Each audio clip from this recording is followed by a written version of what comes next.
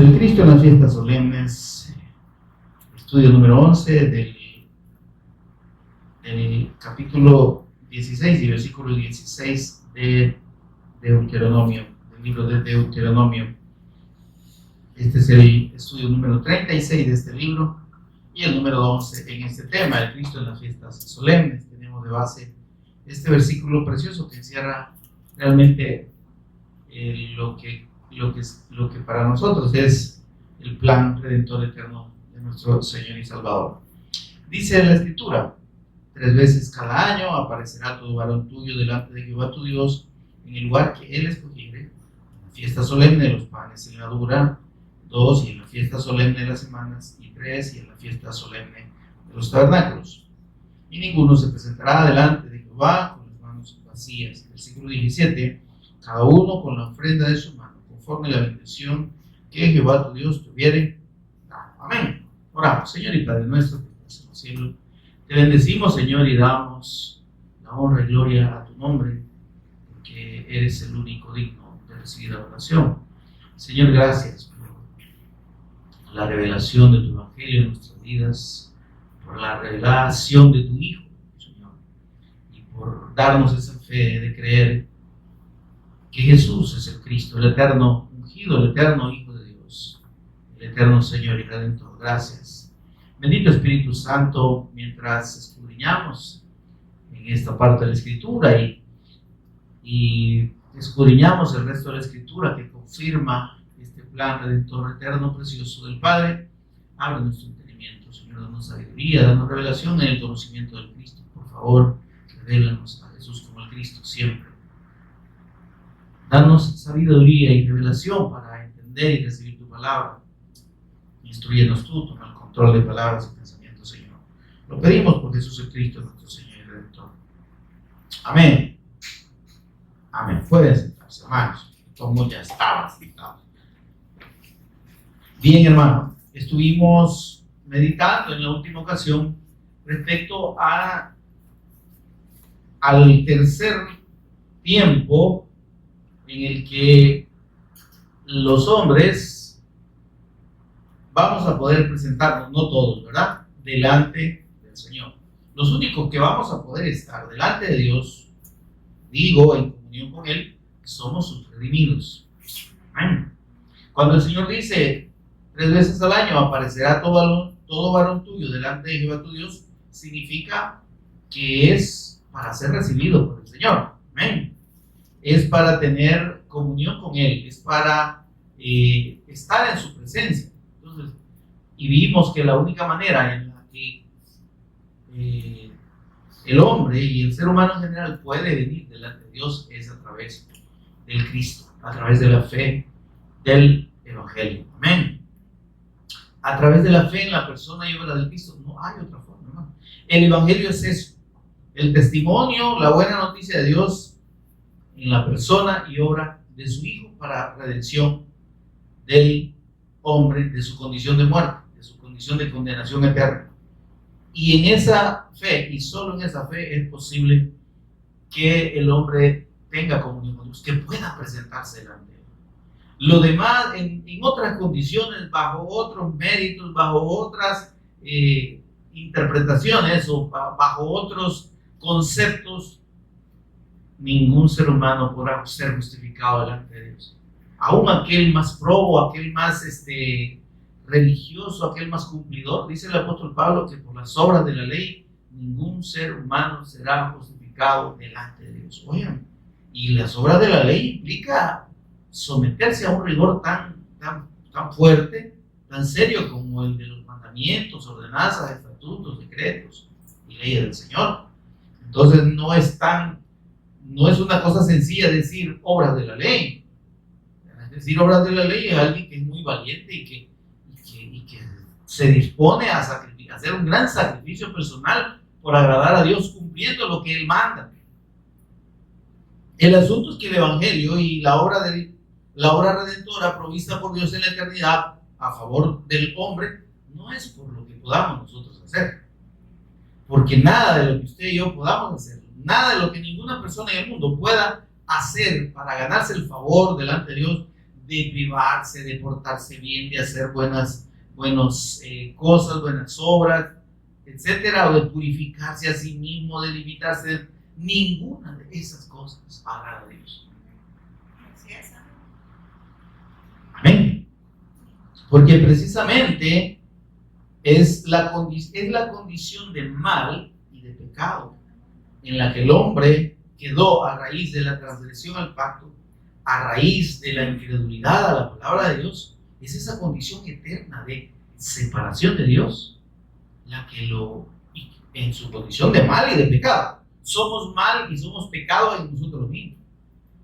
Por tanto, imposible, eso es imposible. Para el hombre es imposible venir delante de Dios. Para el hombre es imposible ser recibido por Dios. Y no vayamos a decir yo te recibo, yo recibo al Señor. ¿De dónde? ¿Verdad? Porque precisamente no hay forma en que esa condición de muerte y de pecado y de maldad sea quitada por parte del hombre. Eso es imposible. Cuando el Señor recibió a un hombre muy cumplidor de la ley, ¿verdad? Un judío que no estaba tan viejo, dice la Escritura, ¿verdad? Se le conoce como el joven rico, aunque en realidad solo dice que era un hombre, pero ya era un hombre adulto, aunque no mayor, ¿verdad? Y se acerca al Señor pensando que lo que él había hecho desde su niñez, que era someterse a la ley, cumplir los mandamientos, eso le daba la garantía, le daba el derecho de entrar en el reino de los cielos, de entrar en la comunión con Dios, en la comunión eterna con Dios.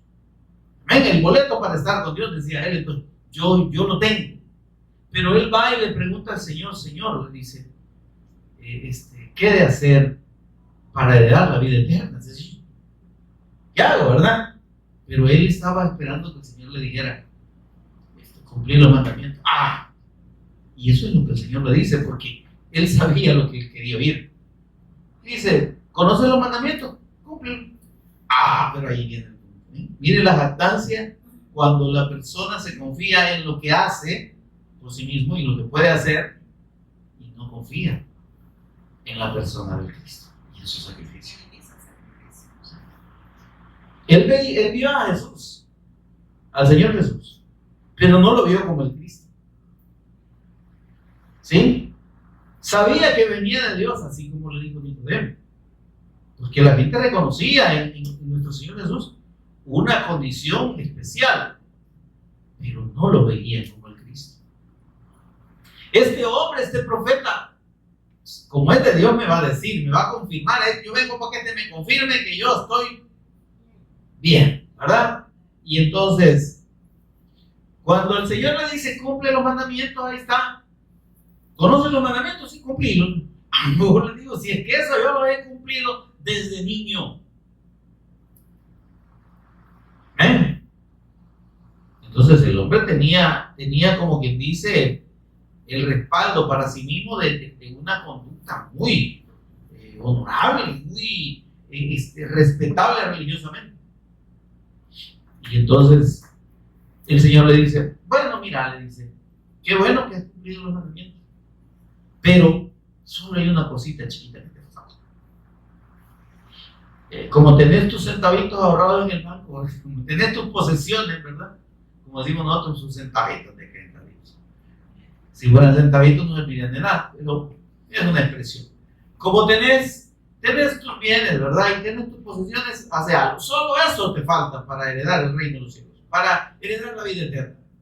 Andá y vende todo lo que tienes, todo. Dáselo a los pobres y luego venís y me seguís. ¿Qué significa eso, hermano? Que para él, primero, era muy importante y más importante el dinero que Dios. Porque si realmente él hubiese entendido la ley y los mandamientos, hubiese estado dispuesto a vender sus cosas. Sí, yo los vendo, no hay problema. ¿Por qué? Porque el primer y gran mandamiento es amarás al Señor tu Dios con todo tu corazón, con todas tus fuerzas. Y amarlo con todo y sobre todo, significa que el dinero, las posesiones, todo lo demás, y lo mismo que el Señor Jesús confirmó y dijo, el que no dejare padre, ¿verdad? Madre, hijos, hermanos, bienes, por mi causa, y no es digno de mí. ¿Por qué? Porque seguir a Cristo como Señor, como Redentor, significa que Él es lo más importante para nosotros. Amén, hermano. Y entonces, nada de lo que esté aparte del Cristo tendría que ser más importante. Amén. Y por eso dice, es que el que no deje esas cosas. No quiere decir que conociendo la fe del Evangelio y creyendo en la persona de Jesús, yo voy a dejar a mi señora, voy a abandonar a mis hijos. No se trata. No es un dejar literal, ¿verdad? En otro de los evangelios dice que no aborrecieren. Pues odien. No. Cuando dice aborrecer es que no les tenga mayor estima que a Dios. Pero este hombre ahí estaba en ese dilema. Él amaba sus riquezas, sus bienes, sus posesiones por sobre Dios. Y mucho menos estaba creyendo que Jesús era el Cristo. Y yo, ¿por qué voy a vender mi cosa para venir a seguir a este? ¿Este quién es? Amén, hermano. Entonces, su confianza propia en lo que él hacía lo llevó a pensar que eso era todo lo que necesitaba y que estaba bien. Y entonces ahí es cuando el Señor, cuando le dice esto el Señor, dice que se puso muy triste. Para él fue un choque muy fuerte. ¿Cómo? Entonces yo me tengo que quedar pobre y tengo que andar andrajoso y sin nada en la bolsa para ganarme el cielo. No era eso. No es el dinero propiamente el que impide que alguien sea salvo, que alguien pueda tener comunión con Dios y ser redimido por la fe del Cristo. Es el hecho de tener en mayor estima las cosas de este mundo, hermano. Amén. Por eso es que lamentablemente quien no ha creído y no le ha sido revelado que Jesús es el Cristo, piensa que venir a Dios es venir o acercarse al Señor es hacerle un favor a Dios. Porque como dicen los falsos pastores, maestros, apóstoles y los demás, y predican todos los días, venga al Señor, Él lo está esperando, Él lo recibe. Él le quiere bendecir, Él le quiere prosperar, Él le quiere sanar. ¿Será así? ¿Es así? No es así. El Señor llamó a discípulos no para darles comodidad en este mundo. Él fue clarísimo. Y yo le recuerdo a los que me están oyendo o a los que piensan lo contrario, de que el Señor no vino a ofrecer riquezas de este mundo. Él dijo, mi reino, donde estén. Y la gente que supuestamente, creyendo en el Evangelio, tienen el concepto de que Dios les tiene que bendecir, que les tiene que prosperar, que les tiene que sanar, y que es la voluntad de Dios bendecirlo, sanarlo, prosperarlo, guardarlo y todo lo demás. Están en el error de valorar más lo que ellos hacen que lo que el Cristo hizo. Y están creyendo, y así claramente, en un Jesús que no es el Cristo. Y tienen una fe de un evangelio que no es el de Dios, es otro evangelio. Le llaman evangelio de la prosperidad, sí, porque no es el evangelio de Dios. El Señor Jesús dijo, en el mundo tendréis aflicción.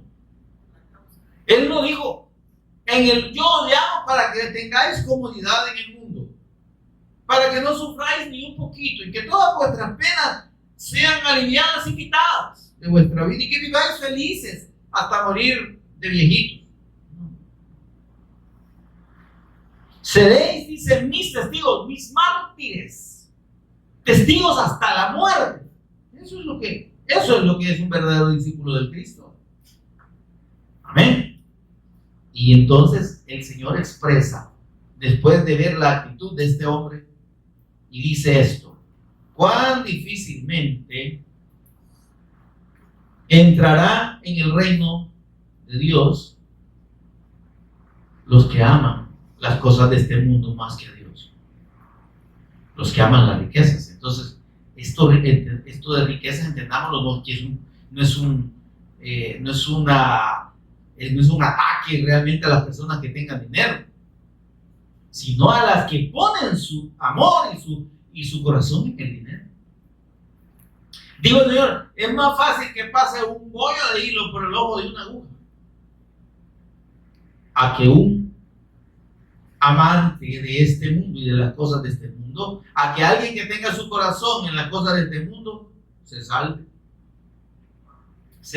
Nos damos cuenta con esto de que el enfoque de la fe en lo que yo pueda hacer me lleva a pensar que lo único que importa son las cosas de este mundo, y lo único que importa es estar bien en esta vida, y que el deseo de Dios es que yo esté bien, que no pase por ninguna pena.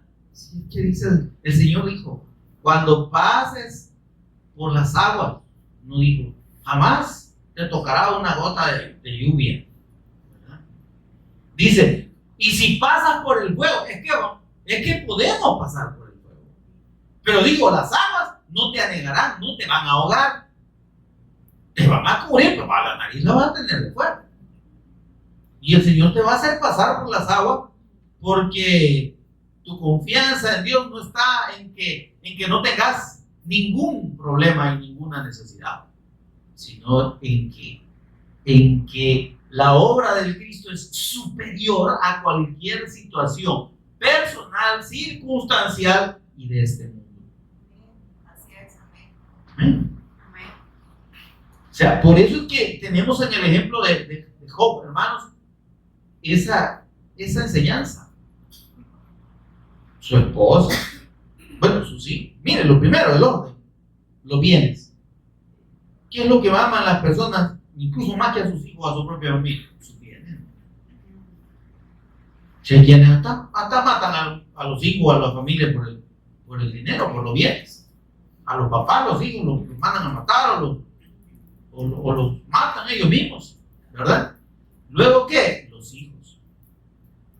Todo eso fue perdiendo Job, ¿verdad? Y por último, mire, le dijo Satanás al Señor, tocale su carne. Es que cualquier cosa va a dar el hombre por, mire esto.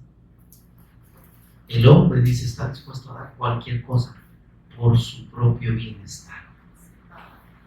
¿Qué le parece? ¿Y qué es lo que están dando las personas por su propio bienestar? Están vendiendo su alma. ¿Me explico? Porque creyendo y recibiendo un evangelio que no es el evangelio, se están condenando. Creyendo que el propósito de Dios es que es su sanidad, es su prosperidad. Óyeme, se están condenando su alma. Porque en principio no está viviendo para Dios, sino para sí mismo. En principio, sus propósitos son más importantes que los propósitos de Dios. Y el Señor Jesús dijo, no me elegisteis vosotros a mí, sino que yo os elegí a vosotros. Y os he puesto para que vayáis.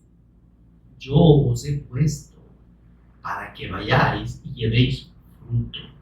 Pero no estaba hablando de dinero, estaba hablando de un fruto para la obra, para el reino de Dios. Y dice, y vuestro fruto permanezca. Respecto a las riquezas que dijo el Señor, no os hagáis tesoros en esta tierra. ¿De qué le sirve al hombre que gane todo el mundo si pierde su alma? ¿Qué recompensa dará el hombre por su alma? No hay bien material, no hay dinero, no hay fortuna que pague la salvación. Y dijo el Señor, por eso digo, es más fácil que un bollo de hilo pase por los ojos de una aguja a que alguien que ame las cosas de este mundo se salve. Y entonces le dicen los discípulos, Señor, ¿y entonces quién podrá ser salvo? Así que le preguntan, ¿quién podrá defenderme? Entonces, ¿quién podrá ser salvo? Y el Señor les dice, es que ser salvo o salvarte es imposible para los hombres, pero es posible solo para Dios. Entonces, la salvación, la redención, la comunión con Dios, el perdón de pecados, la vida eterna, están provistas exclusivamente. Ahí no hay otra vía. No hay otra forma. El Señor dijo, yo Jehová, fuera de mí no hay quien salve. Entonces, ¿qué está diciendo? ¿Usted se quiere salvar usted solito? Dejando fuera al Cristo, dejando fuera el camino que Él ha puesto. Es imposible. Fuera de mí no hay quien salve. Ustedes solitos no pueden. Para eso yo he mandado a mi hijo Yeshua. La salvación, el Salvador, eso es el nombre del Cristo. Para que ustedes entiendan y que en ese nombre, y solo en ese nombre, ustedes pueden ser salvos. Ahora, recibir esta fe es un regalo de Dios. Pero teniéndola, hermanos, necesitamos ser obedientes y vivir por esa fe. ¿Sí? ¿Y cómo lo vamos a demostrar y cómo lo demostramos? Se llama perseverancia de los santos. Se llama paciencia de los santos. Amén. Porque, mis amados, hay quienes se acercan a las iglesias solo para que Dios les bendiga y para obtener una solución de determinadas problemas de cualquier índole. ¿Sí? Pero no están dispuestos a vivir para Dios. Pero su fe se limita a exclusivamente eso. Cuando supóngase por cosas de la vida, salen del problema, superan la situación sentimental, etcétera, marital, familiar, se alejan de Dios. ¿Y qué? ¿Se cayeron? No, nunca estuvieron, hermano. Nunca creyeron. La perseverancia en la fe es lo que demuestra que realmente hemos creído. Porque esa perseverancia está por sobre las circunstancias, por sobre todo. Yo quiero recordarle que el apóstol Pablo, uno de los hombres de fe más admirables, cuyo testimonio está en el Nuevo Testamento y cuyos escritos inspirados por el Espíritu Santo son una bendición para todos. Este hombre, mis amados, después de predicar el Evangelio, viajar por un montón recorrer largas distancias en Asia, Roma y todo ese montón de lugares, dice en una de sus cartas, solo yo me estoy yendo, hermano. Solo yo he quedado. Y fíjense que no se estaba quejando. ¿Sabe el testimonio que Dios nos estaba dando por medio de él? Es que nuestra fe en el Señor no tiene que depender de los demás. Yo le animo en el nombre del Señor y le recuerdo algo. Un día cualquiera, los que estamos ahorita no vamos a estar. ¿Se entiende eso? sé cuándo el Señor nos va a llevar a mí, a los que aquí predicamos, pero la fe es suya, hermano, no tiene que depender de mi fe. ¿Sí? Aún si usted solito quedara, no resista. No se aparte. Sepa que el galardón no se lo da ningún hombre. Sepa que su premio, que su comunión y que su redención es con el Señor. Que a quien debe usted todo, la honra, ¿sí? Y el temor es al Señor. Amén. No importa quién se aparte, no importa si de toda la gente que usted conoció solo usted se queda.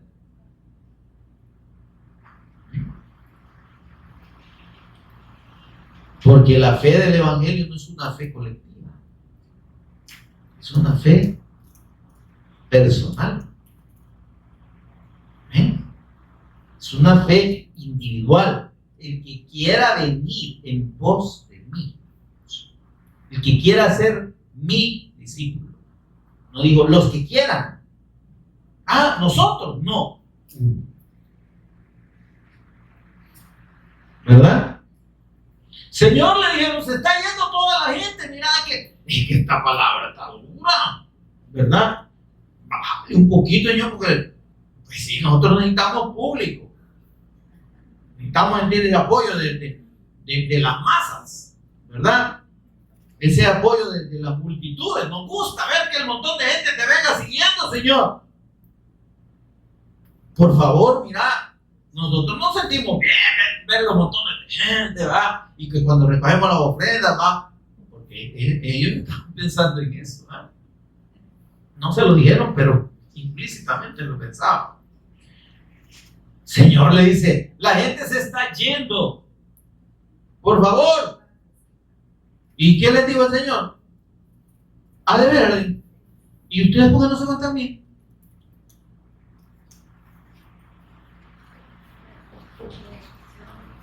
¿Sí? Alguien el Señor le dijo, tú ven y sígueme. Cuando le dijo, Señor, yo te quiero seguir. Ese fue el famoso de los Walking Dead, ¿me entiendes? El primer Walking Dead que hay en la vida. Señor le dice, yo creo que tú eres el Cristo, yo estoy dispuesto a seguirte, no hay duda. Yo quiero ser tu discípulo, pero tengo mi papá todavía, ya está viejito y yo quiero cuidarlo hasta que se muera. Y le digo al Señor, vaya, le digo, mira, debes entender algo. Tu papá y todos los que no creen en mí están muertos en vida. Son walking dead, son muertos vivientes. Si vos te estás preocupando o pensando de que primero es tu familia, primero es tu papá y después soy yo, te quedas con los walking dead.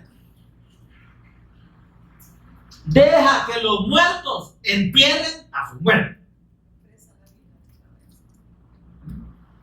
Amén. Así es. Tú que has creído en mí, ven y sígueme. Olvídate de los demás.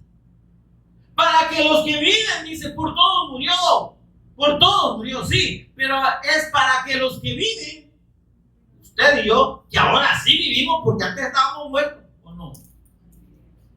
Ya no vivamos para nosotros mismos.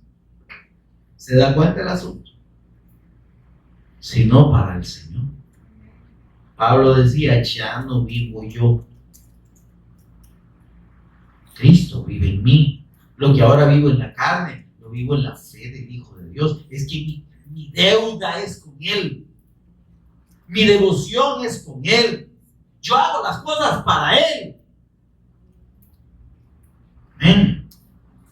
Y entonces es importante, pues, tener claro que la comunión con Dios, el estar con Dios, es un privilegio. Pero que Dios lo ha establecido única y exclusivamente en la fe de Cristo, en la fe de su Hijo. Creer en la persona y en la obra del Cristo es el todo y el requisito fundamental para que el hombre pueda tener comunión con Dios. Porque es la única forma en que sus pecados son quitados delante de Dios eternamente y su condición pasa de muerte a vida, de tinieblas a luz, de la potestad de Satanás a Dios. ¿Está conmigo, hermano? Es la única forma. Estando en esa comunión, habiéndonos presentado, es que estamos delante de Él. Amén, hermano. Aunque no lo parezcamos. Pero que el Señor nos haga entender que en la fe del Cristo estamos en su presencia, en la presencia directa de Dios. Estamos en comunión con Él. ¿Por qué sufrimos y por qué nos angustiamos y por qué nos estresamos en esta vida si el Señor está con nosotros? Hola, hermano. Y cuando digo nos estresamos en esta vida, ¿por qué? Por un montón de cosas, hermano. ¿Que para qué le digo yo? Si yo le cuento mis penas, va a terminar llorando conmigo. Y si usted me cuenta las suyas, pues me van a dar ganas de irme de este mundo, probablemente. Vamos a pedirle al Señor que me lleve. Pero el asunto, hermanos, está en que esas circunstancias, esas situaciones no son lo más importante. Amén. Y que en medio de cualquier circunstancia, lo que importa es que el Señor está con nosotros y está en nosotros y que estamos con Él, hermano. ¿Sí? El siervo de Eliseo, Giesi, Eliseo era el profeta, se vio rodeado por 100,000 hombres que habían llegado por Eliseo. Un profetía los tenía todos los asirios bailando en un pie. Este hombre es el que tiene el conecte con Dios para que los israelitas no los podamos derrotar. Entonces matamos a este y ya estuvo que resolvemos el problema. Cuando el criado se da cuenta que está rodeado, óigame, 100,000 es un montón. Si ese hombre dice que las rodillas le pegaban una contra otra, no que estuviera bailando al estilo resorte, ¿verdad? Sino que del miedo. ¿Está conmigo, hermano? Del miedo. Y mire, el Israel estaba en una hamaca. Mete niño, relajado. Señor, nos bajamos a tomar aquí, ya no hicieron pasta. ¿De qué? ¿De dientes o de zapatos? Y mire que Eliseo estaba bien, ¿verdad? Imperturbable. ¿Por qué? Porque él no estaba viendo las circunstancias. Estaba viendo la audiencia. Él estaba viendo con los ojos del Espíritu. ¿Y cómo le molestó? Ay, Señor. Ay, Señor, ábreme los ojos a esto. Mamá. Ya me aburrió, ya me está robando la paz. Porque, óigame, ¿sabe qué, hermano? Óigame, los que tienen los ojos puestos en las cosas de este mundo no pueden robar y no roban la casa. Ay, ¿y qué vamos a hacer?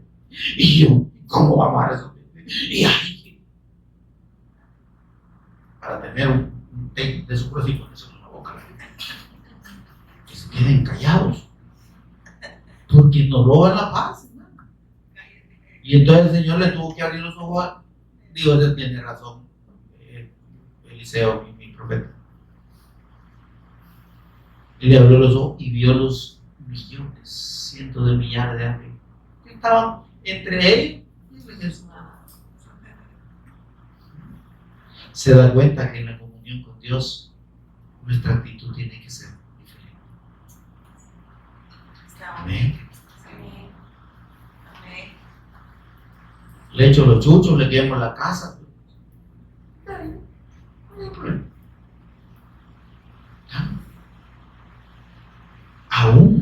Aún peligrando, mire el apóstol Pablo, dice, si yo he estado, dice que solo me ha faltado que me coma un tiburón, ¿verdad? Porque he naufragado, y me han azotado, una culebra me quiso comer, me quiso matar. Pero es que la confianza está en el Señor. Cuando aprendemos y entendemos que estamos en la presencia del Señor, que estamos con el Señor,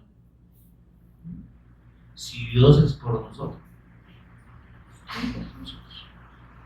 desprecios, persecución, angustia, hambre, desnudez, peligro, papá, que todo eso dijo el apóstol Pablo. El asunto es que no nos gusta el peligro, no nos gusta la entrada, no queremos pasar por ahí, no nos gusta la desnudez, bueno, quizás verla, pero no pasar por ahí, ¿verdad?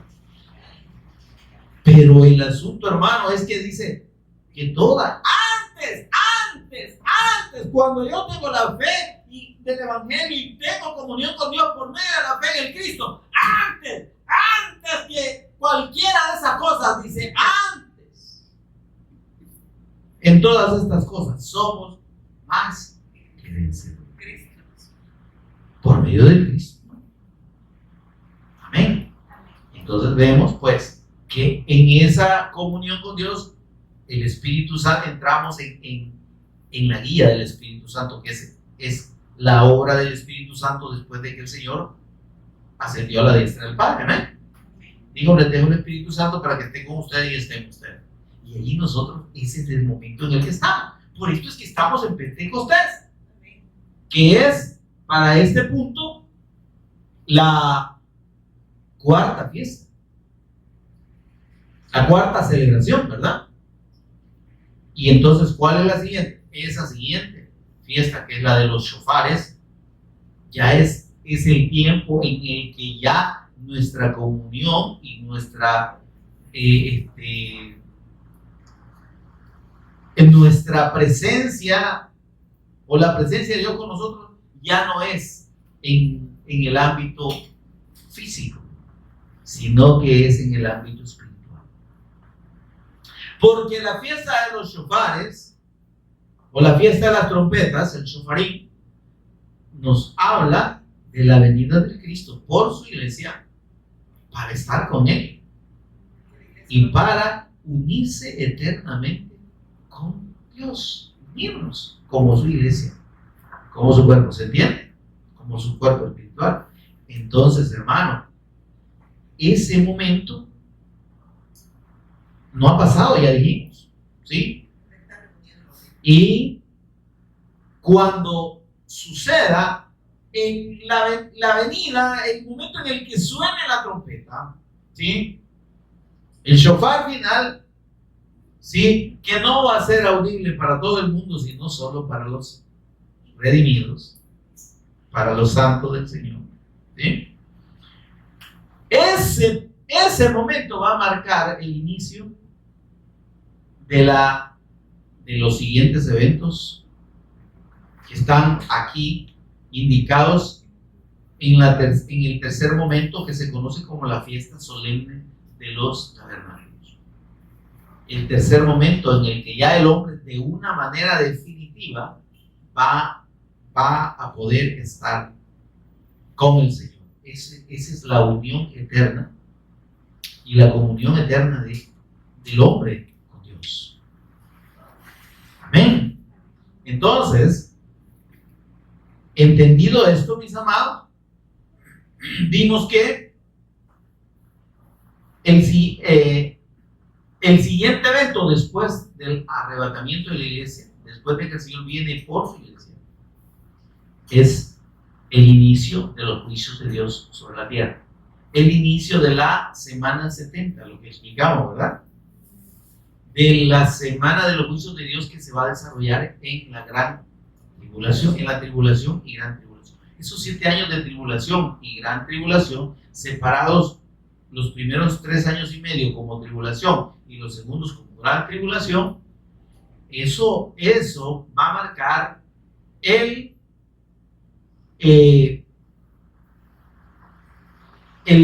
la antesala de lo que se conoce como la sexta fiesta o la sexta celebración solemne, que es la celebración del día de expiación, el día de la expiación. Y eso, ¿cuándo sucede y de qué evento nos está hablando?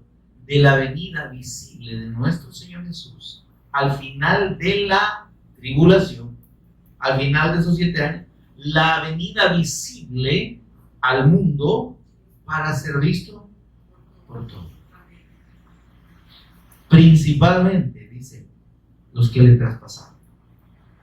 Los que le traspasaron son los descendientes de Abraham, que recibiendo la palabra y el pacto para creer en ese Mesías, no creyeron y están sin creer todavía que Jesús es el Cristo, aunque muchos de ellos han creído.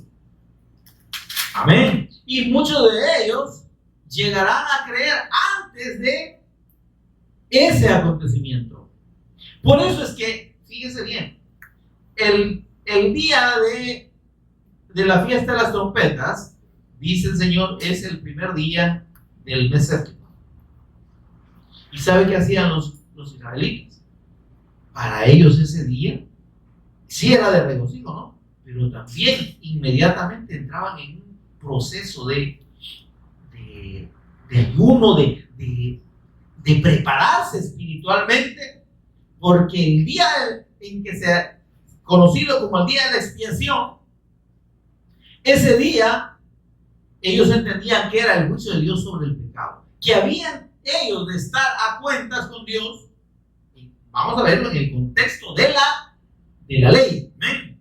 ¿Qué pasaba ese día? Pues el sacerdote celebraba, hacía sacrificios delante de Dios, ¿sí? Tenía dos machos, cabrillos, ¿verdad? Y sobre uno colocaba las manos, ¿sí? Simbolizando la transferencia del pecado, lo soltaba al desierto y no volvía. Amén. Y el otro, igual, le imponía las manos, pero lo degollaba y lo sacrificaba. Y ese sacrificio que él hacía ese día era el único día en el año donde entraba al lugar santísimo y esparcía un poquito de la sangre de ese sacrificio delante del arca del pacto, allí en el lugar santo, una sola vez en el año. Ese día era un día de ayuno, el único día de ayuno que Dios estableció. Amén. Dice, afligiréis vuestras almas. Lo leímos ahí, ¿verdad? Veamos lo que dice Levítico 23, por favor.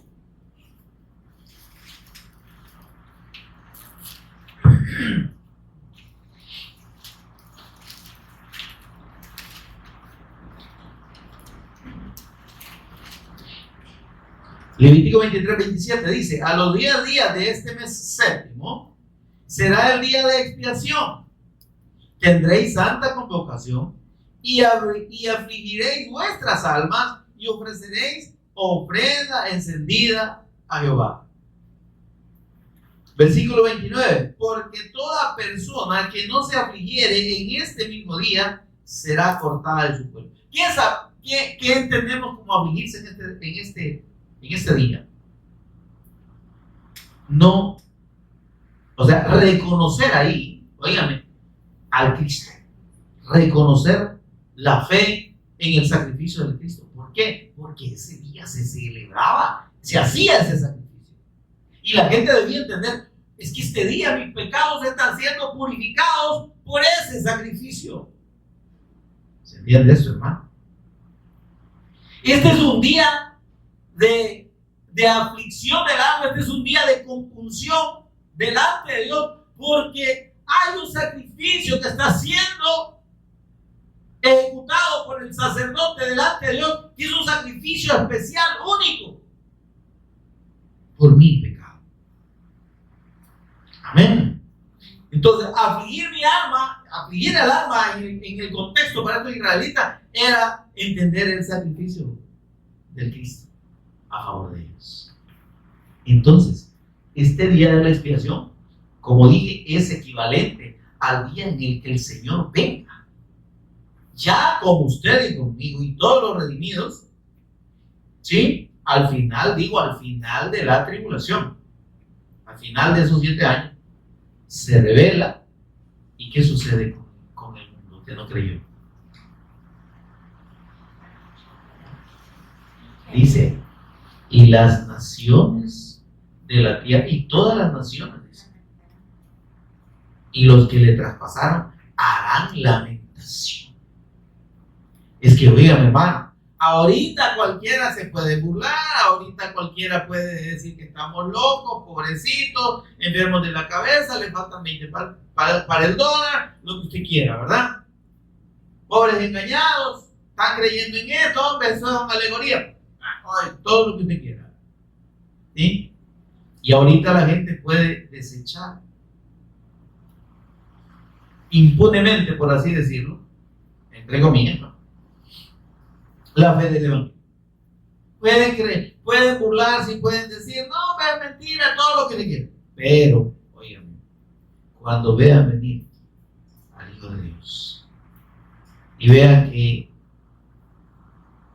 que la persona de nuestro Señor Jesús es real, que Él es Dios y que en su venida viene, sí, para recompensar a los que creyeron en Él, ¿sí? Pero también viene para juzgar al que no creyó. Por eso dice que harán lamentación. Los linajes de la tierra, ¿verdad que así dice Apocalipsis 1:7? Léalo conmigo, hermano. Dice, he aquí que viene con las nubes y todo ojo le verá. Pero esa venida, hermanos, que es la segunda venida del Cristo a este mundo, ¿sí?, visible. La primera fue como el siervo sufriente, ¿ven? Y vimos que vino para consumar la obra del Cristo. Pero en esta ocasión, dice el apóstol Pablo, viene sin relación con el pecado. Es que la expiación por el pecado y el pago por el pecado y el sacrificio por el pecado ya fue hecho. Ahora Él viene a ser el juez de vivos y de muertos, a juzgar al mundo con justicia. Amén, amado. Veamos lo que dice. Pero bien, terminemos de leer el versículo 7 de Apocalipsis. He aquí que viene con las nubes y todo ojo le verá. ¿Cuándo le verá todo ojo? Cuando venga ya con su pueblo. Él no viene a levantar en ese momento a su iglesia. Ella antes la ha sacado de la tribulación, ¿sí? Y ha celebrado las bodas del Cordero, que duran, según la tradición judía, 7 días, que equivale a esos 7 años. Amén. Y viene ya para juzgar a los incrédulos. He aquí que viene con las nubes y todo ojo le verá, y los que le traspasaron, mire, y todos los linajes de la tierra harán lamentación por él. ¿Qué lamentación? ¿Por qué no creímos? Porque en ese punto, hermanos, el Señor no viene para decirle a la gente, vaya pues, como no creyeron en mí, hoy creen en mí, hijos de su mamá, pero no del Señor. Claro, entonces no, el Señor no viene para salvar, ahí no viene para salvar, ahí viene para recompensar al que creyó y para dictaminar sentencia sobre el que no creyó. Por eso es que la gente hará lamentación por él. Amén. Miren, veamos lo que dice Hechos 10:42, por favor.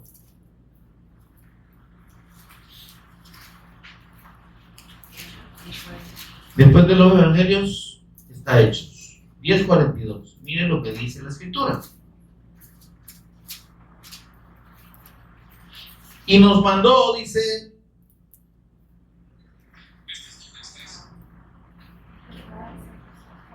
veamos desde el versículo 39. Dice, esto es el testimonio de Pedro ante el concilio. Dice, y nosotros somos parte del testimonio, ¿verdad? Y nosotros somos testigos de todas las cosas que Jesús hizo en la tierra de Judea y en Jerusalén, a quien mataron colgándole en un madero. A este levantó Dios al tercer día e hizo que se manifestase. ¿Qué está haciendo Pedro ahí? Está predicando, dando el testimonio de Cristo. Amén. Y dice, a este levantó Dios al tercer día e hizo que se manifestase, no a todo el mundo, sino a los testigos que Dios había ordenado de antemano, a nosotros, que comimos y bebimos con él después que resucitó de los muertos. Versículo 42, y nos mandó que predicásemos al pueblo, a todo el mundo también, ¿verdad? Y testificásemos que Él es el que Dios ha puesto por juez de vivos y de muertos. ¿Verdad que Él es el único que va a poder juzgar? ¿Ah? Segunda Timoteo 4:1. Miren, veamos ahí lo que dice el apóstol Pablo. Segunda carta de Timoteo, capítulo 4, versículo 1.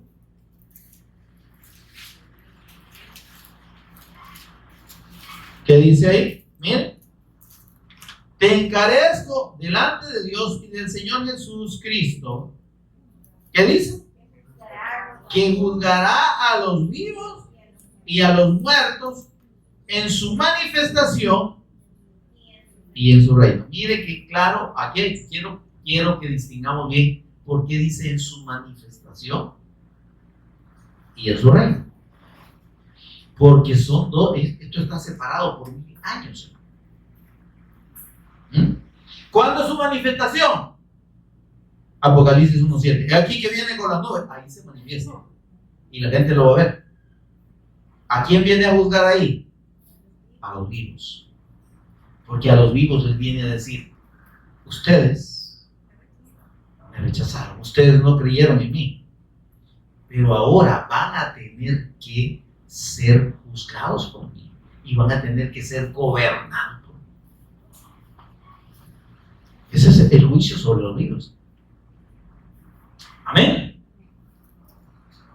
Y dice, y a los muertos, a los vivos en su manifestación, ¿está conmigo, no?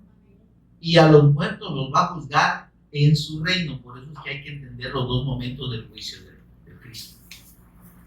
¿Sí? El juicio de las naciones que encontramos en Mateo capítulo 25, de los versículos 31 al 41, perdón. En adelante, veamos ahí en Mateo, por favor.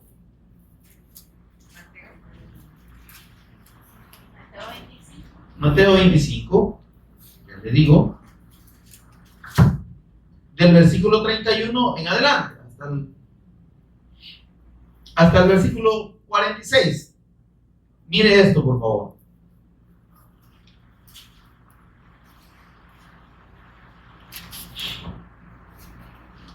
En este juicio de las naciones está incluido el juicio a su pueblo. Oye, ¿me está oyendo, hermano? Este juicio de las naciones está separado en dos: el juicio a su pueblo, ¿sí? O al pueblo de Israel en su segunda venida, y el juicio a las naciones. Pero este juicio, como digo, queda en suspenso hasta el final de los 1000 años del gobierno del Cristo. Amén. Ahora, se lo explico así. Miren. Veamos lo que dice el versículo 31 de Mateo 25. Cuando el Hijo del Hombre venga en su gloria, mire qué lindo lo que aclara el Señor aquí. ¿Y qué dice? Y todos sus santos ángeles con él. ¿Por qué dice sus santos ángeles? ¿Que no somos nosotros acaso? Cuando el Señor le dijeron, ¿y cómo será ya que se van a casar? No, serán, dice, todos como ángeles.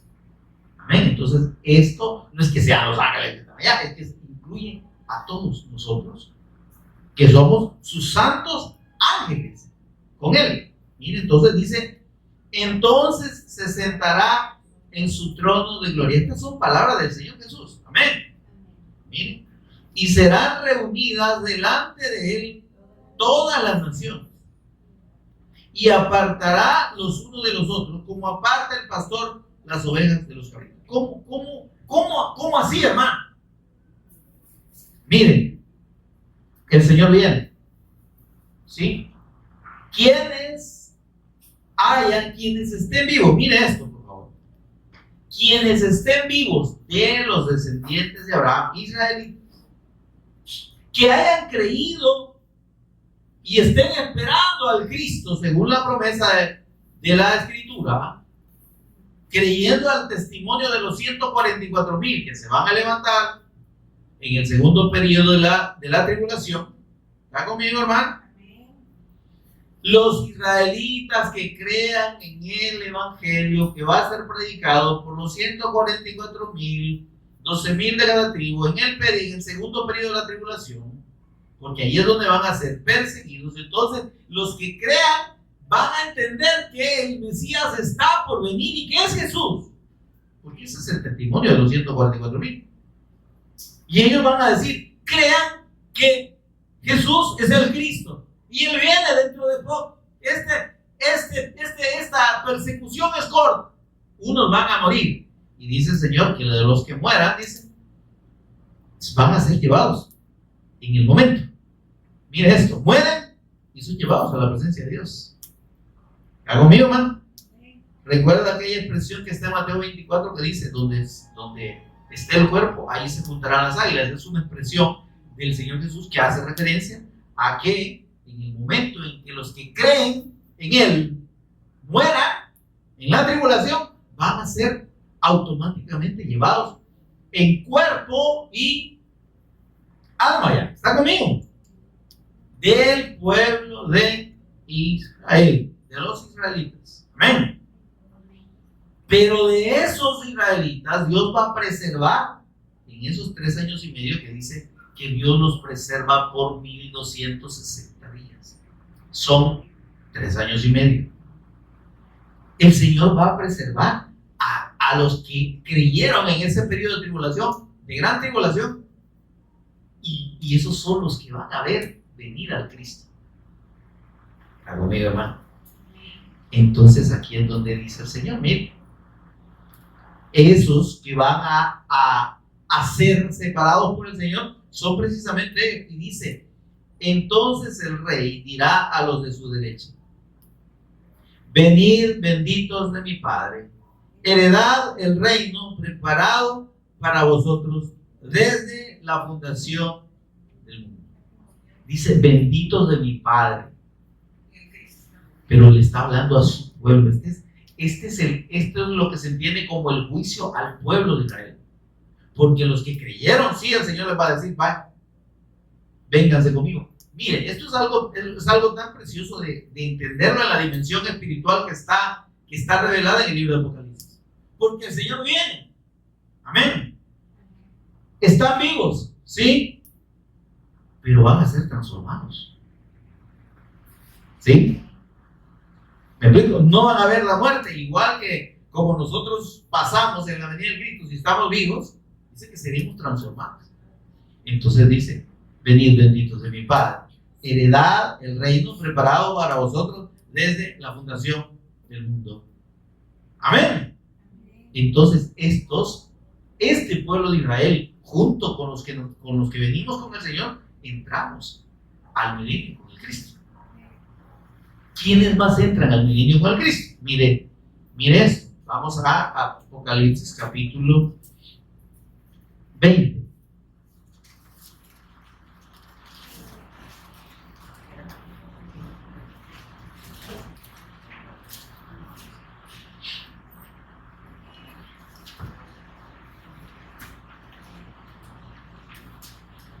Versículo 4. En el capítulo 19, esto es por referencia, hermano. Esto es para contexto, más bien. Dice que viene el Señor, se aparece, viene con sus ángeles, ¿sí? Revisamos los versículos, hermano, rapidito. Dice, versículo 14 del capítulo 19 de Apocalipsis. Regrese al versículo 14 del capítulo 19. ¿Lo tiene conmigo? Dice, y los ejércitos celestiales. Ahora, mire el versículo 11, dice, entonces vi el cielo abierto, y aquí un caballo blanco, y el que lo montaba se llamaba Fiel y Verdadero, y con justicia juzga y pelea. Ese es el Cristo que viene. ¿Cómo dice que viene? Y los ejércitos celestiales. Se confirma que somos nosotros que venimos con él. ¿Está conmigo? Les vestidos de lino finísimo. ¿Se da cuenta que no? Que ahí venimos los santos, los redimidos. Amén, hermano. Blanco y limpio, le seguían en caballos blancos. Amén. De su boca sale una espada aguda para herir con ella a las naciones, y él las regirá con vara de hierro. Entonces, aquí mismo el Señor establece para los que no creyeron que Él es el rey y que viene a gobernar. No le viene a pedir permiso a nadie. Amén. Y dice, y él pisa el lagar del vino del furor de la ira del Dios Todopoderoso. Amén. Ahora, viene el Señor, ¿y qué sucede cuando viene? Viene a un ejército grande que el anticristo ha levantado para hacerle frente al Señor y a su ejército. Pero dice que Él lo destruye. Miren, versículo 21. Bueno, el versículo 20 dice, del capítulo 19, estamos en el capítulo 19. Y la bestia fue apresada, y con ella el falso profeta que había hecho delante de ella las señales con las cuales había engañado a los que recibieron la marca de la bestia y habían adorado su mano. Estos dos fueron lanzados vivos dentro de un lago de fuego que arde con azufre. En la venida del Señor viene para poner fin al gobierno del anticristo. Eso es lo primero que hace. ¿Y qué hace con ese ejército grande que va a ser levantado al final de la tribulación? Dice, y los demás fueron muertos con la espada que salía de la boca del que montaba el caballo. Entonces nosotros ni vamos a pelear, porque el Señor se lo va a acabar a todos. Después de esto, amén, después de esto, mire, dice el versículo 4 del capítulo 20, que es lo que íbamos a ver, pero estamos en el contexto. Dice, miren, y vi tronos, y se sentaron sobre ellos los que recibieron facultad de juzgar. Y vi las almas de los decapitados por causa del testimonio de Jesús y por la palabra de Dios, los que no habían adorado a la bestia ni a su imagen, que no recibieron la marca en su frente ni en sus manos. O sea que todos los que mueran después del arrebatamiento, en el periodo de la tribulación, van a resucitar hasta que Cristo venga. No van a ser parte de la iglesia. Van a ser salvos, sí, pero no son parte de la iglesia. ¿Está conmigo, hermano? Entonces, ¿por qué? Y dice, y vivieron. Cuando dice vivieron es que estas almas, ¿verdad? Estaban allá, más atrasito, están diciéndole al Señor, Señor, ¿cuándo vengará nuestra sangre de los que moran sobre la tierra? Espérense un ratito, papito. Ya a ustedes ya les va a tocar, ¿verdad? Porque en la iglesia estamos con el Señor. Todos los que vayan decapitados allá abajo, a un ladito del altar van a estar, dice, ¿verdad? Del altar celestial. Ahora, ¿cuándo van a venir a la vida estos que murieron en la tribulación? ¿Bien? Dice que las almas de los decapitados, dice, vivieron. Entonces en la venida de Cristo, todas estas almas resucitan. Amén, hermano. Y dice, y vivieron y reinaron con Cristo 1000 años. Amén, hermano. Entonces en la venida de Cristo suceden dos cosas preciosas. Los que estén vivos del pueblo de Israel, que estaban esperando la venida de Cristo, al verlo venir, son transformados, y él dice, venid benditos de mi Padre, a heredar el reino preparado para vosotros desde la fundación del mundo. Y los que murieron en la tribulación, que no negaron al Cristo, que no adoraron al anticristo, van a resucitar para entrar en el reino de Cristo. ¿Se entiende esto, hermano? Ahora viene la segunda parte de lo que está en Mateo 25. Ahorita cerramos ya casi. Ya ve que vamos a seguir. Amén. Mateo 25.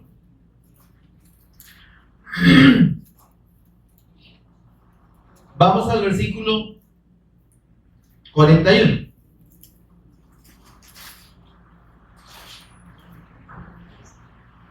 Miren. Entonces dirá también a los de la izquierda. ¿Quiénes son los de la izquierda, hermano? No son de los políticos, ¿no? Sino a los que no creyeron. Amén. ¿Está conmigo, hermano? Entonces, pero este juicio de las naciones es al final del milenio. Amén. Cuando Él viene, les dice: vaya, ustedes se fregaron por no haber creído. Yo los voy a gobernar por 1000 años, pero sepan que ahí los tengo en jabón para cuando pasen los 1000 años.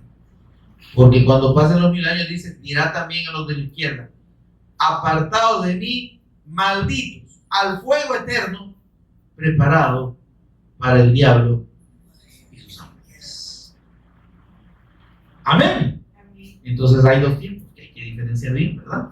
Pero nos falta entonces el juicio de los ángeles caídos y el juicio final, que es el que se da al final del milenio. Pero eso lo veremos, primero Dios, si el Señor nos lo permite, en la próxima reunión. Y si no, pues lo vamos a ver en el cielo, ya, porque el Señor ya ha venido. Amén, amados. Pónganse en pie conmigo y oramos para dar gracias al Señor. Buen Dios y Padre, te bendecimos, te adoramos, te exaltamos, Señor.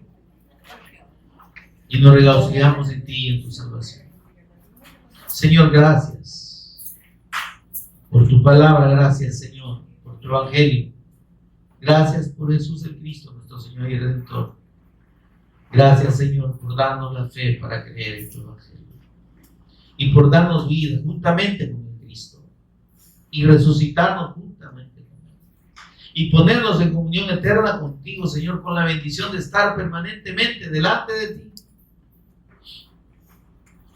Teniendo comunión contigo mediante tu Espíritu Santo que está con nosotros y en nosotros. Señor, gracias.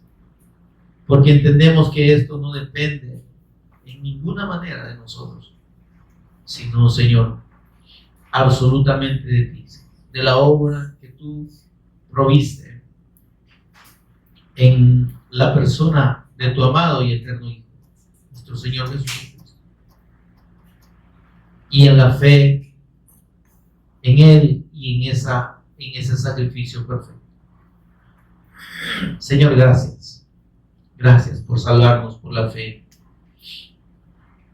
en la persona y obra de nuestro Señor Jesús Cristo. Que podamos, Señor, tener ese regocijo y ese gozo permanente. Que aunque en este mundo, Señor, tengamos aflicción,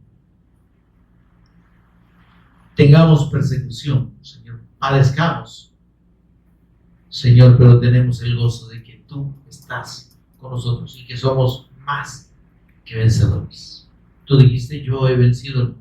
Confiar, creer en mí. Señor, estamos creyendo en ti, estamos esperando tu venida, Señor, entendiendo también que tenemos el compromiso, Señor, la obligación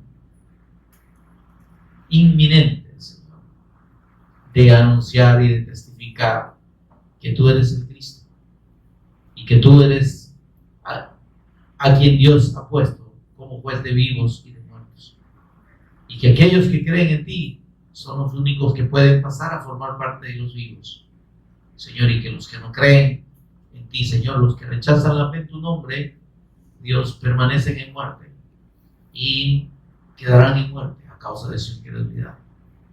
Que podamos dar este testimonio para que, Señor, oigan y crean en ti y puedan ser salvos por la fe en tu nombre. Ayúdanos, Dios. Por Jesús el Cristo lo pedimos. Amén y amén. Gloria al Señor, amados.